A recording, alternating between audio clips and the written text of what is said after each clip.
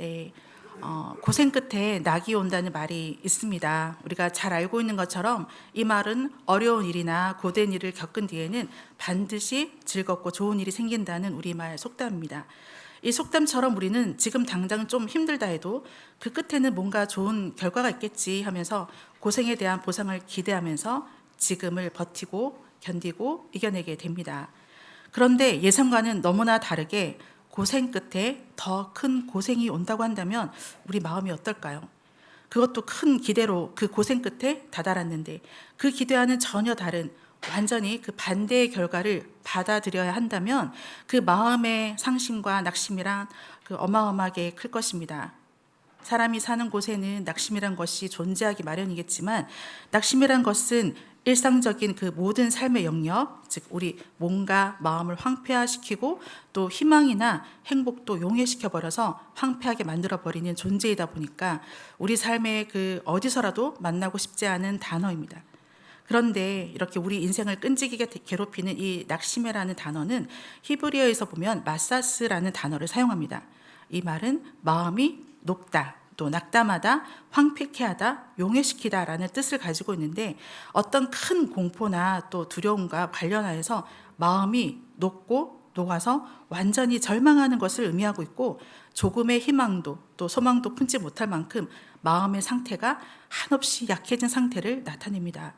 그리고 헬라어에서는 카코스라는 말로 표현하는데 무가치하다, 해로운 것이다 라는 의미를 가지고 있습니다. 그래서 사실 굳이 우리가 이것을 막 분석하지 않아도 다 아는 것이지만 낙심이란 것은 한마디로 인생에 전혀 도움이 되지 않는 해로운 것이다 라고 볼 수 있죠. 이렇게 낙심은 마음이 다 녹아버릴 정도로 완전히 절망하는 상태이기 때문에 낙심을 그냥 방치하면 죽음이라는 가장 큰 절망과 단절의 방향으로 흘러가게 됩니다. 그래서 어떤 철학자는 낙심은 절망의 어머니이고 절망은 곧 죽음에 이르는 병이다라고 말하기도 했습니다. 이렇듯 우리의 모든 영역에서 우리를 무기력하게 하는 이 낙심우리는 인생 가운데 숱하게 경험하면서 괴로웠던 순간들이 많이 있었을 것인데요. 오늘 이 말씀 속 상황을 보면 낙심이 너무나 크다 못해서 자신의 삶을 포기하고 또 죽고 싶은 심정으로 죽음 앞까지 다가간 엘리야를 볼 수 있습니다. 엘리야에게 어떤 일이 일어났기 때문에 이 엘리야는 이렇게 죽고 싶은 심정이었을까요? 오늘 그 본문 앞 내용을 보면 그 유명한 갈멜산 대결이 나옵니다. 엘리야 당시에 북이스라엘의 그 아합 왕과 그의 아내 이세벨로 인해서 북이스라엘 온 땅에는 바알과 아세라를 섬기는 것으로 충만했습니다. 그때 갈멜산에서 바알 선지자와 아세라 선지자 850명과 엘리야가 맞대결을 붙었습니다. 이 세상 신이 진짜 신이 누구인가 이런 대결을 했는데 하나님만이 진짜 이 세상 한 분뿐인 신이심을 온 세상에 드러낸 사건이 있었죠. 여기서 엘리야는 너무나도 분명하고 또 통쾌한 승리를 했기 때문에 그럼 이제 좀 이 북이스라엘의 신앙이 조금이라도 회복되는 분위기로 전환되지 않을까 하고 충분히 예상하고도 남을 만한 그런 사건이었습니다. 그런데 너무나 아이러니하게도 북이스라엘은 전혀 신앙을 회복하지 못하고 우상 숭배는 계속되고 여기에 더해서 이세벨이 복수하겠다면서 서슬퍼렇게 엘리야를 죽이겠다고 선언을 하는데 이것 때문에 엘리야는 너무나 낙심하게 됩니다. 그래서 그 길로 도망을 가게 되는데요. 우리 함께 3절 말씀을 다시 한번 읽어보겠습니다. 그가 이 형편을 보고 일어나 자기의 생명을 위해 도망하여 유다에 속한 브엘세바에 이르러 자기의 사원을 그곳에 머물게 하고. 네, 이렇게 3절 말씀 앞부분에서 그가 이 형편을 보고 일어나 이 부분을 원어 성경으로 문자적으로 그대로 직역하면 아주 간단한 문장 3개가 되는데요. 내용은 이렇습니다. 그리고 그가 보았다. 그리고 그가 일어났다. 그리고 그가 떠났다. 이렇게 번역해 볼 수 있는데요. 여기서 생각해 볼 것은 엘리야의 행동이 연속적으로 일어났다는 것입니다. 다시 말해서 이 말은 엘리야가 보고 일어나고 떠나는 과정에서 그 어떤 주저함이나 또 망설임이 1도 없이 일어났었다라는 것이죠. 이스라엘의 회개나 부흥은 고사하고 자신의 생명이 위태롭게 된 이 마당에 다른 생각은 전혀 할 필요 없이 즉각적으로 일어나 떠났던 것입니다. 한마디로 도망간 것이죠. 그리고는 남유다에는 브엘세바로 피신하게 되는데 하루길쯤 광야로 들어가서 로뎀나무에 이르게 되었습니다. 그리고는 너무나 낙심한 나머지 하나님께 죽기를 구하게 되었는데요. 바알은 아무런 능력도 없고 힘도 없는데 하나님 앞에서 이렇게 무기력한 인간이 만들어낸 가짜 신일 뿐인데도 이스라엘이 그 하나님의 완전한 승리 앞에서도 처참할 정도로 그 어떤 변화도 없이 우상 숭배에 그대로 빠져있는 이 상황이 엘리야의 심정을 이루 말할 수 없을 정도로 처참하게 만들었습니다. 자신으로서는 도무지 어찌할 수 없는 상황에 이르렀다고 생각되고 무력감에 휩싸이고 낙심이 너무 크다 못해서 그저 죽고 싶은 마음뿐이었는데 이것을 두고 그 누구도 엘리야를 향해서 그렇게 큰 승리라고도 어떻게 저렇게 낙심하느냐라고 비판하기는 어려운 것 같습니다. 왜냐하면 그렇게 큰 승리를 거두고도 우상을 섬기는 자들의 기세가 꺾이지 않고 오히려 더 높아져서 죽일 듯이 엘리야에게 달려드는 그들을 보고 어찌 낙심이 되지 않을 수 있을까요? 그래서 엘리야가 큰 대결에서 승리한 만큼이나 큰 무력감으로 브엘세바로 내려왔는데 이 브엘세바라는 지역은 여기서 한 가지 중요한 의미를 지니고 있습니다. 왜냐하면 그가 남유다 브엘세바로 내려갔다는 것은 엘리야 자신에게 주어진 소명을 포기했다라는 것을 의미하기 때문입니다. 엘리야는 하나님께서 엘리야에게 아합이 다스리고 있는 북이스라엘로 가서 말씀을 선포하라는 그런 사명을 부여받아서 엘리야가 북이스라엘에서 선지자로 사역을 감당하고 있었습니다. 그런데 지금 본문에서 엘리야는 북이스라엘이 아닌 남유다 그리고 그 중에서도 가장 남쪽에 위치한 브엘세바로 왔으니 그렇기 때문에 이것은 하나님께서 주신 사명을 저버렸다라는 것과 같은 것이죠. 그런데 이 부분에서 아마도 우리 머릿속에 갑자기 떠오르는 한 인물이 있을 것입니다. 떠오르는 인물이 있으신가요? 없으신 것 같기도 한데 네, 있으실 거예요. 그 인물은 바로 요나 선지자입니다. 오늘 본문 속 지금 이 장면은 마치 요나가 하나님의 명령으로 니느웨로 가서 회개 말씀을 전해야 하는 사명이 있음에도 불구하고 오히려 그 반대 끝 다시스로 향하던 그 배를 탄 것과 같습니다. 그리고 엘리야가 그 발걸음을 멈춘 곳은 사람이 살지 않는 광야였는데 이것마저 요나의 상황과 비슷하죠. 요나는 자신이 탄 배가 풍랑을 만나서 큰 혼란이 생기니까 그것은 자기가 하나님의 낯을 피해서 달아나고 있기 때문이다 라고 하면서 자신을 풍랑 속으로 던져달라고 선원들에게 요구하고 또 결국은 정말 풍랑 속으로 요나가 던져지게 되었는데 지금 엘리야도 이와 비슷한 상황이라 할 수 있습니다. 우리 4절 말씀을 또 함께 읽어보겠습니다. 시작. 자기 자신은 광야로 들어가 하루길쯤 가서 한 로뎀나무 아래에 앉아서 자기가 죽기를 원하여 이르되 여호와여 넉넉하오니 지금 내 생명을 거두시옵소서 나는 내 조상들보다 낫지 못하나이다 하고 네, 이렇게 4절 말씀을 보면 엘리야는 하나님이 주신 소명에서도 벗어나고 또 생명에서도 벗어나기를 바랬다 할 수 있습니다. 사실 엘리야는 죽을까 두려워서 도망했는데 이제 와서 죽기를 바란다는 것이 좀 이해가 안 될 수도 있을 것입니다. 그래서 어떤 학자들은 진짜 죽기를 바래서 그런 거 아니라고 하지만 아무튼 엘리야는 심정적으로 죽고 싶은 마음만큼은 사실이었을 것 같아요. 왜냐하면 낙심 때문에 마음이 너무 괴로웠기 때문입니다. 그리고 죽더라도 적어도 그들 손에 죽고 싶지는 않았을 것 같습니다. 그래서 어쨌든 중요한 팩트는 그가 죽기를 구했다라는 사실 그 자체이겠죠. 의식주 그 어느 것 하나 해결될 수가 없는 그 깊고 깊은 광야에서 엘리야는 깊고 깊은 절망 가운데 모든 의욕을 잃어버리고 하나님께 죽기를 구하다가 지쳐서 잠이 들었는데 이때 하나님께서는 깊은 물속에서 요나 선지자를 살펴주신 것처럼 또 살려주신 것처럼 깊은 광야 속 엘리야를 찾아오셨습니다. 5절과 6절 말씀을 함께 읽어보겠습니다. 시작.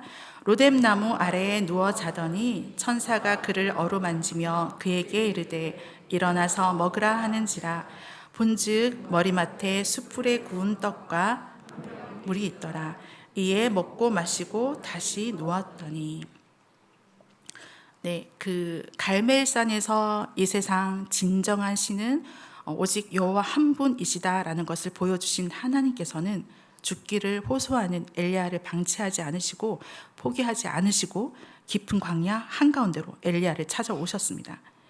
갈멜산 그에서 850명을 상대하시던 하나님은 이제 엘리야 한 사람을 위해 일하시는데요. 갈멜산 사건으로도 변화되지 않는 이 아합과 또 이세벨과 또 북이스라엘로 상심한 엘리야에게 힘의 원천을 공급하시고 또 그가 다시 회복의 길을 걸을 수 있도록 사명의 길을 걸어갈 수 있도록 하나님은 하나님의 방법으로 엘리야와 함께 하셨습니다. 바로 천사를 보내셔서 그를 이렇게 어루만져 주셨는데요. 이것을 원어 성경으로 이렇게 살펴보면 이 어루만져 주심에 대한 표현이 굉장히 직접적이고 물리적인 그런 만져주심이다라는 것을 강조하듯이 표현되고 있습니다. 이것은 이 상황은 꿈속 같은 또는 환상 같은 그런 상황이 아니고 이것은 실제 어루만지시는 상황이다라는 것을 강조해주고 있는 것이죠. 하나님이 지치고 또 지친 엘리야를 위로와 또 격려로 어루만져 주시고 있는 이 장면을 이렇게 묵상하며 상상해 보니 비록 엘리야로서는 너무나 힘든 상황이겠지만 이 장면만큼은 참 부럽다라는 생각이 들면서 이때 엘리야의 마음은 어땠을까 하는 생각이 들었습니다. 온 세상, 온 천지를 지으신 하나님의 그 어루만지심은 마음이 상하고 상한 그에게 어떻게 다가왔을까요? 아마도 그의 마음 가운데 깊이 있던 원망이나 섭섭함이 다 풀리고 다 녹아버리지 않았을까 합니다. 왜냐하면 그가 일어나서 음식을 먹었기 때문인데요. 만약 아직도 죽고 싶은 심정이라면 하나님에 대한 원망이 크다면 굳이 일어나서 음식을 먹을 이유가 없었을 것이기 때문입니다. 엘리야는 이방 선지자들과의 싸움에서 대성공을 했는데 물론 자신의 힘으로 한 것이 아니라는 것을 분명히 압니다. 하나님이 하셨다는 거 너무나도 잘 압니다. 하지만 하나님의 그 크신 역사 이후에 일어날 그 북이스라엘에 대해서 그는 하나님의 계획과 뜻과는 전혀 상관없이 자신의 기대와 욕심과 뜻으로 기대에 차 있었습니다. 아마 설레었을 것 같아요. 하나님의 뜻과 계획이 아니라 이스라엘의 그 부흥운동이 그래도 조금은 일어나겠지라는 기대와 또 욕심으로 이스라엘을 바라보았지만 자신의 뜻과 예상처럼 전혀 진행되지 않은 것이 못내 실망스러웠을 건데요. 그런데 하나님께서는 진짜 왜 이런 상황을 허락하신 건가 하는 의문이 좀 들기도 합니다. 이 부분에 대해서 우리가 아무리 고민하고 추측해 본들에 대한 정확한 답을 내기는 어렵겠지만 조심스럽게 추측해 보면 이 세상 진짜 신은 한 분 하나님이시다라는 것을 굉장히 강렬하고도 굉장히 강력하게 보여주셨지만 그럼에도 불구하고 변하지 않은 이 세상을 그대로 하나님은 보여주시고 허락하신 이유 중에 하나는 아마도 우리가 살고 있는 이 세상이 바로 그러한 세상이기 때문일 것입니다. 이 세상은 아담의 죄 이후에 이 세상 죄가 가득한 세상이기 때문입니다. 그래서 사실 북이스라엘이 보여주고 있는 이 어이없는 상황에서 가장 납신되는 그 누군가가 있다면 가장 절망스럽고 배신감으로 분노가 치밀어 오르는 그 누군가가 만약 있다고 한다면 그는 엘리야가 아니고 바로 하나님이실 것입니다. 하나님은 지금 엘리야와 같은 상황을 우리 온 인류 역사를 통해서 숱하게 맞이하셨던 분이십니다. 북이스라엘만 이렇게 어이없는 상황이 있었던 것이 아니라 하나님께서 천지를 지으시고 아담과 하와에게 맡기셨던 동산도 그들의 죄의 결과로 인간의 관점에서는 완전히 실패로 끝났잖아요. 아브라함과 이삭과 야곱을 통해 하나님 나라를 약속하시고 또 이스라엘 통해서 이루어 주시지만 언제 어느 때라도 그저 기회만 생기면 바로 습관적으로 배신하던 이스라엘이니 이것도 인간으로 누려볼 때는 하나님께서 하나님의 모든 약속과 또 사랑을 포기하게 만들고 남을 만하지 않을까 그렇게 생각하는데 그런데 그게 어디 이스라엘 뿐이겠습니까? 하나님의 마음이 우리 인간에 대해서 하나님의 백성에 대해서 마음이 아까 그 히브리어로 마사스 녹고 녹아서 낙심되어서 절망되고 이들을 다 포기하겠다 하시더라도 이를 반박할 만한 작은 구실조차도 내밀지 못하는 우리는 치워버릴 수 없는 그 더러운 냄새와 오염으로 가득한 인생들이기만 합니다. 그런데도 하나님은 전혀 낙심되시거나 절망하시거나 포기하지 않으시고 영원토록 포기하시질 않을 우리가 전혀 이해할 수 없는 사랑으로 죄악으로 가득한 세상에서 우리를 덮으시고 끝까지 붙으시는 하나님이시죠. 하나님이 그러하신 분이시다 보니 자신의 아들을 이렇게 어이없는 우리들을 위해 이 땅에 아낌없이 보내시기까지 하시는데, 이 땅에 오신 하나님의 아들 예수 그리스도는 또 어떠하십니까?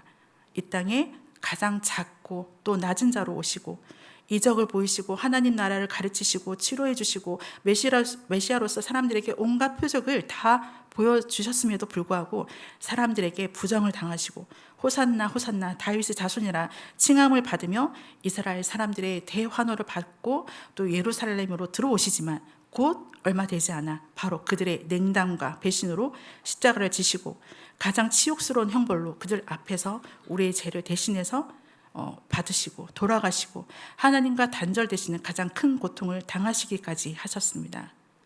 그렇게 하나님은 엘리야에게 모든 시간과 세월과 사건들을 다 뛰어넘은 애절한 사랑이 담긴 그 하나님의 손길로 엘리야를 어루만지시니, 아무리 낙심으로 가득한 엘리야라고 하더라도 이 하나님의 형용할 수 없는 그 크신 사랑을 배겨낼 수가 없었을 것입니다. 그의 마음은 그야말로 녹고 또 녹아내렸을 것입니다. 물리적으로 직접 만지신 하나님의 그런 손길에는 세상 그 어떤 물리적인 감각으로 설명되기 어려운 위로와 또 따스함과 격려와 힘과 또 사랑과 관심이 다 담겨져 있었던 것입니다. 그런데 하나님은 여기서 또 그치지 않으시고 이미 녹을 대로 녹은 그에게 이렇게 말씀하십니다. 얘야, 일어나 밥 먹자. 엄마 아빠가 토라진 아이의 마음을 녹이고 또 다시 마음을 일으키고 관계를 회복하기에는 맛있는 밥이 최고이죠.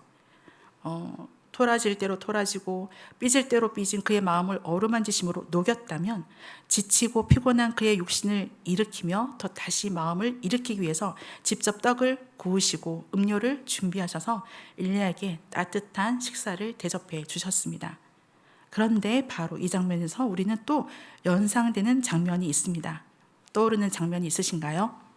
이번엔 있으셔야 할 것 같은데 네, 장면이 하나 더 있는데요. 그것은 바로 십자가에서 죽으시고 사흘 만에 다시 살아나신 예수 그리스도가 갈릴리 호숫가에서 물고기를 낚던 제자들을 만나주시면서 식사를 베푸시던 장면입니다. 요한복음 21장의 장면인데요. 세상 끝까지 따라갈 것 같았던 예수님의 제자들은 예수님의 십자가 앞에서 뿔뿔이 흩어지고, 또 예수님을 지키겠다고 칼까지 휘두르던 베드로는 예수님을 모른다 부인하고 또 부인하고 또 부인하며 저주까지 내뱉었었지만, 예수님은 갈릴리 호수에서 밤새도록 물고기를 잡던 그들을 찾아오셔서 따뜻한 아침 식사를 손수 차려주셨습니다. 예수님께서는 얼굴을 들 수 없을 정도로 면목이 없었을 그들에게 얘들아 아침 먹자 하시며 그들에게 먼저 손 내밀어 주시고 아침 식사의 자리로 초대하시고 그들이 다시 회복되어 사명의 길로 나아가도록 해주셨는데요. 그래서 갈릴리 호숫가에서 예수님 제자들이 부활하신 그 예수님과 함께한 이 아침 식사의 자리는 그들에게 용납의 자리, 또 은혜의 자리, 또 회복의 자리, 그리고 생명의 자리가 되었고, 예수님의 명령대로 끝까지 살게 하는 사명의 자리가 되었습니다. 그리고 오늘 지금 이 본문의 사건은 갈릴리 호숫가로 제자들을 만져주신 이 사건보다 약 한 800년 또는 900년 전의 사건인데요.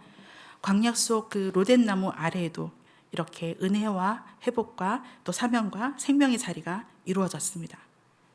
누구 하나 엘리야를 위로해 줄 이가 아무도 없고, 또 허기지고 피곤한 엘리야가 음식을 섭취할 수 있는 것이 아무것도 없는 이 광야 한복판에서 숯불과 떡과 물을 준비하시고 오직 한 사람 엘리야를 위해서 친히 떡을 구우시며 엘리야를 부르시는 이 하나님의 음성에 엘리야는 마음이 또 더 녹을 수밖에 없었습니다. 그래서 그에게 얘야 일어나 밥 먹자 하시는 말씀에 그는 일어나게 되었고, 또 일어나 보니 정말 그의 머리맡에는 숯불도 있고 또 그 위에 구운 떡이 있고 물이 있었습니다. 하나님께서 그에게 꼭 필요한 양식을 준비해 주셨는데, 갈멜산에서부터 이곳까지 지치고 또 피곤하고 굶주렸던 그는 떡과 물을 공급받고는 다시 자리로 돌아가 누웠습니다. 그가 얼마나 영육간으로 지쳤으면 그랬을까 이렇게 생각해 볼 수 있지만, 어찌되었든 하나님의 돌보심은 이후에도 계속되었습니다. 7절 말씀입니다. 우리 함께 읽겠습니다. 시작. 여호와의 천사가 또 다시 와서 어루만지며 이르되 일어나 먹으라. 내가 갈 길을 다 가지 못할까 하노라 하는지라. 네, 엘리야가 다시 자기 자리로 돌아가 누우니 하나님께서 보내신 천사도 다시 돌아왔습니다. 그리고 다시 어루만지며 일어나 먹으라고 하는데, 이번에는 너의 길을 다 가지 못할까 염려된다 하시며 엘리야의 사명이 아직 남아있음을 말씀해 주십니다. 죽기를 바란 엘리야이지만 하나님은 아니야, 너 아직 해야 할 일이 있어. 그런데 그 일을 하려면 지금 충분하게 먹어야 한다 하시며 따뜻한 음식을 주시는데요. 깊은 웅덩이만큼이나 깊은 좌절과 절망에 빠진 엘리야에게 지친 그 영혼과 육신이 잘 쉴 수 있도록 시간을 주시고, 또 온몸의 피로가 풀릴 수 있게 어루만져 주시고, 물과 따뜻한 음식으로 그를 위로해 주시며 새 힘을 공급해 주시는 하나님을 보면서 하나님은 진짜 정말 엄마와 같이 따뜻하시고 또 아빠와 같이 힘이 되어 주신 분이시다라는 것을 또 한 번 깨닫게 합니다. 그리고 하나님께서는 엘리야를 통해서 이루실 뜻과 계획을 위해서 그에게 아낌없는 평안과 위로와 쉼을 내어주시고 감당할 새 힘을 주시는 분이시라는 것을 깨달으면서, 과연 우리 하나님은 하나님의 뜻과 계획을 위해서 우리를 통해 일하시되 우리를 인격적으로 깊이 만나주시고 이해해 주시고 준비시켜 주시고 감당할 능력과 힘과 체력을 주시는 인자하시고 인내하시는 분이시다라는 것을 오늘 말씀을 통해서 분명하게 알게 되는데요. 모든 것을 포기한 엘리야가 로뎀나무 아래에서 할 수 있는 최선의 일이 죽기를 바라며 자는 것이었지만, 하나님은 그 모든 것을 포기한 엘리야도 일으키시고 다시 일어날 새 힘과 사명을 주시는 크신 분이기에 엘리야 또한 좌절과 낙심과 절망에 깊이 빠졌으나 하나님의 마음과 사랑을 확인하고는 엘리야도 다시 일어날 수밖에 없었습니다. 우리 8절 말씀 함께 읽겠습니다. 시작. 이에 일어나 먹고 마시고 그 음식물의 힘을 의지하여 40주 40야를 가서 하나님의 산 호렙에 이르니라. 아멘. 오늘 본문을 묵상하면서 저는 이런 그림이 그려졌습니다. 이게 맞는 표현인지는 잘 모르겠지만 그런 모습이 그려졌는데요. 제가 동물 중에 고양이를 좀 좋아하거든요. 근데 그래서 유튜브에 고양이 영상 자꾸만 뜹니다. 근데 그 유튜브에 나오는 영상 중에 어느 날 이렇게 보인 영상이 집사에게 빠진 고양이 영상이 있더라고요. 그래서 이제 좀 궁금해서 봤는데, 고양이가 삐지니까 사람보다 더 사람같이 삐지더라고요. 정말 딱 사람 같아요. 일단 고개를 획 돌려서 얼굴을 절대 보여주지 않고 눈을 마주치지 않습니다. 그리고 누워서 그 앞다리로 눈을 이렇게 가리고 집사에게 뒤통수만 보여주는 거예요.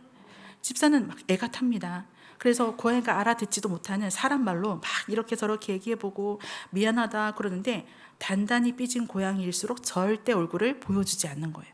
그러니 집사는 이 삐져있는 그 모습이 너무 한편으로는 귀엽기도 하지만 또 한편으로는 마음이 조급해지면서 고양이가 좋아할 만한 부위를 이렇게 막 어루만져 주기도 하고 또 좋아할 만한 간식으로 이 아이를 막 달래보기도 합니다.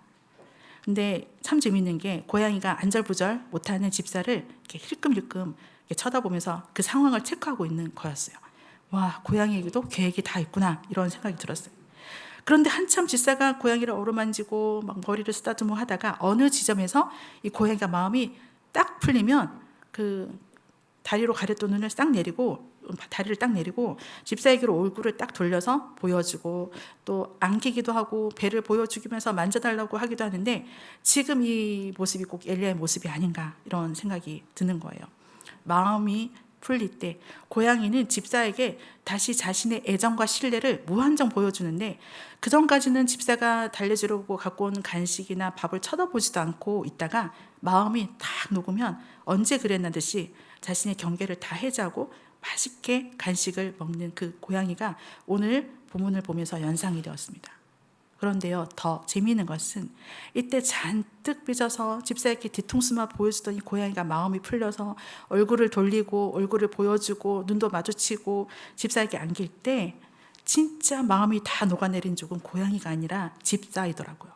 집사의 입장에서는 자기 마음도 몰라주고 삐진 고양이가 미울 수도 있는데, 그런 모습을 보면 거의 막 죽을 정도로 막 쓰러지는 거예요. 진짜 너무 사랑스럽고, 그래서 정말 마음이 다 녹아내리는 것이죠. 댓글에도 보면 정말 녹아내려요, 막 이런 글들이 있어요.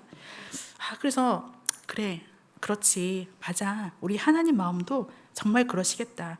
하나님께서 엘리야를 위로하고 달래주고 하시다가 정말 엘리야가 그의 반응에서 돌아 누워있던 자신의 얼굴을 하나님께로 딱 향할 때 하나님 마음이 정말 녹아내리셨겠다라는 생각이 들었습니다. 그러면서 어쩌면 엘리야와 하나님 또 그리고 우리와 하나님이 이와 같겠구나 싶었습니다. 우리는 엘리야처럼 하나님의 크신 섭리를 다 이해하지 못하고 또 하나님의 마음을 다 알지 못하면서 오해하기도 하고 섭섭하기도 해서 얼굴을 돌려버리고 하나님을 외면하고 싶은 때가 있지만, 하나님은 그런 우리조차도 너무 사랑스러워서 기꺼이 찾아오시고 아버지의 사랑으로 어루만져 주실 때 우리의 상황은 변한 것 하나 없어도 이 아버지의 사랑이 온전하게 느껴지게 되면 우리 마음도 풀리면서 낙심했던 마음도 어디로 간지 다 녹아져 사라져 버리고 마는데요. 그때 그런 우리를 보시고 하나님의 마음은 더 녹아내리시겠구나라는 생각이 들었습니다. 그런데 그때 우리가 해야 할 것이 꼭 있습니다. 그래, 내가 기대한 상황은 정말 아니지만 하나님의 뜻과 계획이 있으시고 변함없이 나를 사랑하시는 하나님이시구나, 그것을 다시 확인하고 깨닫게 되면 우리도 이에 맞게 하나님을 향한 나의 신뢰와 사랑을 보여드려야 한다는 것입니다. 그것은 하나님께서 돌렸던 나의 마음, 나의 얼굴을 온전히 하나님께로 다시 향하는 것입니다. 하나님의 얼굴을 구하고 하나님만 바라보고 하나님을 예배하는 것입니다. 오늘 말씀에서처럼 일어나 먹으라는 이 말씀에 이에 일어나 먹고 마시는 것입니다. 하나님 말씀에 그 말씀 그대로 순종하며 반응할 때 비로소 우리는 갈릴리 호숫가에서의 예수님 제자들처럼, 그리고 오늘 본문에서의 엘리야처럼 온전한 은혜와 또 회복과 사명과 또 생명의 자리로 나아가게 되는 것입니다. 그리고는 그 음식물의 힘을 의지하여 40주 40야를 가서 하나님의 산 호렙산에 이르렀던 엘리야처럼 우리도 하나님께서 우리에게 공급하신 것들을 의지해서 주께서 우리에게 부탁하시고 말씀하신 것들을 향해서 복음의 길을 향해서 믿음의 길을 향해서 성실하게 또 끝까지 나아갈 수 있게 되는 것입니다. 엘리야는 하나님께서 말씀하신 그 호렙산까지 가는데 40주 40야를 갔습니다. 근데 이 갈 때 하나님께서 주신 그 음식물의 힘을 의지해서 이르렀다고 성경은 말씀하고 있습니다. 호렙산으로 향한 그 여정은 꽃길로만 이루어진 길이 아니죠. 때로는 험하기도 하고 또 아무리 가도 먹을 곳도 없이 가야 하는 어찌 보면 고난의 길 같기도 합니다. 그런데 엘리야는 그 길을 하나님께서 주신 음식물의 힘을 의지하여 가는데 흔들리지 않고 목적지를 향해 끝까지 갈 수 있었고 거기서 하나님으로부터 새롭게 사명을 받았는데요. 우리도 이와 같습니다. 하나님께서 주신 것을 의지하여 갈 때 그 길을 가고도 넉넉하게 가게 되는 것입니다. 우리는 믿음의 삶을 살면서 오늘 엘리야와 같은 상황을 맞이할 때가 종종 있습니다. 분명 하나님이 마음 주셔서 순종했는데 또 그리고 그 결과도 계획했던 대로 예상했던 대로 좋은 결과를 얻었는데 또는 그 이상의 결과를 이끌어내었지만 현실은 이 결과를 전혀 수용하지 못하고 변한 게 전혀 없이 그대로인 것 같고, 그래서 이런 일을 괜히 한 것 아닌가, 헛쏘고 한 거 아닌가 하면서 또 하나님을 원망하기도 되고, 또 아니면 이것이 내 생각과 내 욕심을 한 것 아닌가 하는 생각에 또 괴롭고 또 허망했던 그런 경험들이 있었거나, 또 아니면 지금 그런 상황에 있는 분들이 계실 것입니다. 이럴 때 우리는 하나님께서 나에게 허락하신 지금의 현실이 이해가 안 되고 용납이 안 될 때 엘리야와 같이 깊은 낙심과 좌절을 경험하게 되는데요. 특별히 예를 들면 교회를 개척했는데 열정을 다해서 사역하며 오래 버텨왔는데 여전히 제자리거나 교회를 운영하기도 힘든 상황에 놓인 목사님들이, 그런 마음들이 되게 많으실 겁니다. 또는 오랫동안 선교 활동을 성실하게 했지만 선교 지역에서 열매가 미미함을 경험하는 선교사님들 가운데 또 이런 낙심들이 있을 수 있고, 또 우리 아이들에게 말씀을 열심히 가르치지만 아이들이 기대하는 다른 모습으로 이렇게 자라난 것을 보일 때, 그리고 또 교회의 여러 부분에서 믿음으로 열심히 선교도 돌아오는 현실이 예상과는 너무 다를 때 낙심들이 생길 수 있을 것 같습니다. 그리고 또 굳이 하나님의 이런 사역들이 아니더라도 우리 개인적인 삶에 있어서 또 관계에 있어서 이와 비슷한 경험들이 있을 것이고, 또 현재 그런 가운데 어려운 가운데 있는 분들이 있을 수 있습니다. 기대했던 대로 현실이 전혀 따라와 주지 않을 때 우리는 엘리야처럼 낙심과 좌절과 절망이 충격적으로 다가올 것인데요. 그래서 절망적이다 못해서 모든 것을 포기할 만큼 마지막이라고 생각되는 순간이 있어도, 그런데요, 우리 성도들은 하나님의 사명이 끝나지 않는다면 마음대로 마지막이라고 결론 지을 수가 없습니다. 깊은 곳으로 도망가서 그 모든 것을 벗어버리려 했던 엘리야를 끝까지 추격하셔서 그를 일으키시고 새로운 사명으로 나아가게 하신 것처럼 우리 또한 앞이 막다른 길뿐인 것 같고 깊은 웅덩이가 있고 깜깜한 터널 한가운데 있다 할지라도, 그래서 모든 것을 포기하고 낙심하며 죽기만을 바라고 있다 할지라도 하나님은 그런 우리를 끝까지 포기하지 않으시고 찾아오셔서 만져주시고 새 힘을 공급하시는 하나님, 다시 일어날 새 힘을 주시며 또 살아갈 사명을 주시는 하나님을 오늘 엘리야를 통해서 발견하시기를 바랍니다. 그러기 위해서 회복과 은혜와 또 생명과 사명의 자리로 따뜻하게 우리를 부르시며 일어나 먹으라는 하나님의 음성에 이에 일어나 먹고 마시기를 바랍니다. 바로 그곳에서 나를 먹이시는 하나님을 깊이 만나며 예배할 때 우리는 우리의 상황과 또 환경을 뛰어넘는 새 힘을 충전받아서 그 힘을 의지하여서 다시 우리 각자 부르신 사명으로 일어나 성실하게 또 끝까지 나아가는 하나님의 사람들로 더욱 세워져 갈 것입니다. 우리 사랑하는 우리 성도 여러분, 하나님께서 부르신 우리 각자마다의 자리가 다 있을 텐데요. 여러분 각자의 자리는 현재 어디쯤 위치해 있는 것 같습니까? 하나님께서 부르신 그곳에 있는지, 아니면 요나처럼 그 반대편에서 방황하고 있는지, 아니면 그 중간 어느 지점에서 망설이고 있지는 않는지 살펴보시고 확인해 보시기 바랍니다. 그리고 그곳에 있는 나의 믿음의 상황은 또 어떠한지도 점검하면서 지금 영적으로, 육적으로 공급받아야 하는 모든 필요들을 다 가지고 우리를 끊임없이 추격하시면서 사랑으로 우리를 바라보시고 우리를 어루만져 주신 하나님을 향해서 우리의 마음을 돌리고 우리의 얼굴을 돌려서 하나님을 바라보시기를 원합니다. 하나님 말씀에 일어나 먹고 마심으로 하나님을 향한 우리의 사랑을 고백하며 하나님의 마음을 그냥 다 높게 해드리는 하나님의 찐사랑, 하나님의 어여쁜 우리 모든 성도님들 다 되시기를 축복하면서 우리 이 시간 함께 찬양하시기 원하는데요.